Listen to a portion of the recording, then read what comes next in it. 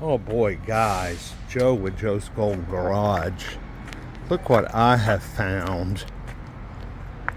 Oh my goodness. A 2016 CL coupe. Look at this thing. Oh my word.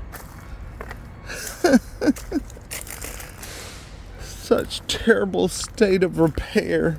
These were such beautiful cars, man. Oh, it's got ants all in it. Burmeister, Designo package.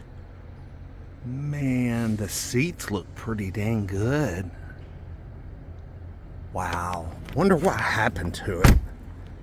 Obviously, some kind of massive failure.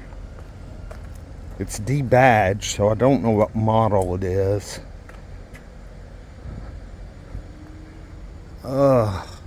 Just sitting in the ground. Bumper pulled off, probably from being yanked around this place. Awful. Awful.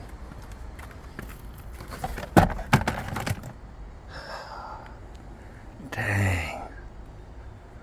I think the tag says it has 108,000 miles. But if this interior was cleaned up, this is a salvageable interior. Probably be expensive to replace.